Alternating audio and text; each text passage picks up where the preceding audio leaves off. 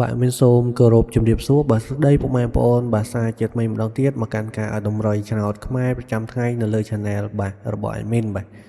ហើយបាទថ្ងៃនេះពុកដែរ admin មានលេខពិសេសល្អសម្រាប់ចែកជូនជាតម្រុយសម្រាប់ពុកម៉ែបងប្អូនយើងផ្សងសំណាងក្នុងថ្ងៃថ្មីទៀតហើយ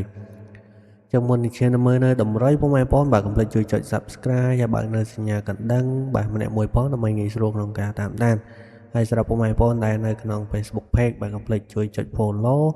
បាទក៏ដូចជាចុចមេដៃនៅលើវីដេអូឲ្យមានម្នាក់មួយផងចឹងកុំឲ្យខាតពេលវេលាយូរបាទយើងទៅទស្សនានៅតម្រុយថ្ងៃថ្មីទាំងអស់គ្នាបាទចឹងសម្រាប់ថ្ងៃនេះផងដែរថ្ងៃទី1បាទជាស្រ័យផងថ្ងៃទី2ខែ8ឆ្នាំ2026បាទចឹងសម្រាប់ថ្ងៃអាទិត្យចុងសប្តាហ៍ណាបងប្អូនបាទសម្រាប់លេខតម្រុយរបស់យើងបាទចឹងសម្រាប់ថ្ងៃនេះផងដែរបាទខ្ទង់អុសយើងមានបាទ2គ្រាប់បាទហើយគ្រាប់ទី1យើងអុសនៅខ្ទង់បាទ30ហើយចំពោះក្របទី2យើងអូននៅខ្ទង់8ពុកម៉ែបងប្អូនយើងអញ្ចឹង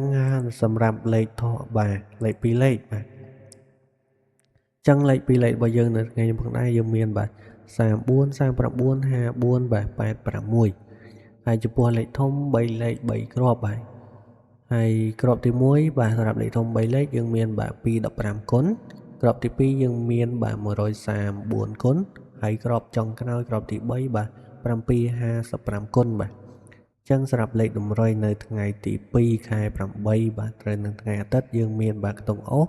យើងអុស30ហើយនឹងអុស8ពុកម៉ែបងប្អូន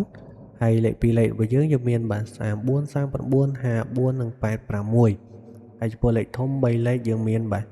215គុណបាទ134គុណនិង755គុណណាបាទចឹងសម្រាប់លេខតម្រុយនៅថ្ងៃនេះផងដែរបាទសង្ឃឹមថាពុកម៉ែបងប្អូនយើងស្រឡាញ់ពេញចិត្តហើយយកទៅផ្សងសំណាងបាទជូនពរហែងសំណាងល្អក្នុងថ្ងៃថ្មីទាំងអស់គ្នាបាទចាអរគុណច្រើនសម្រាប់ការទស្សនាបាទកុំភ្លេចជួយចុច like លើវីដេអូឲ្យមានម្នាក់មួយផងដើម្បីបាទជាកម្លាំងចិត្តបាទធ្វើវីដេអូតម្រុយចែកជូនពុកម៉ែបងប្អូនយើងបាទផ្សងសំណាងប្រចាំថ្ងៃបាទចឹងអរគុណច្រើនសម្រាប់ការទស្សនាហើយជួបជាមួយនឹង admin នៅតម្រុយថ្ងៃថ្មីថ្ងៃស្អែកជាបន្តទៀតណាពុកម៉ែបងប្អូនយើងបាទចឹង admin សូមគោរពលាបាទ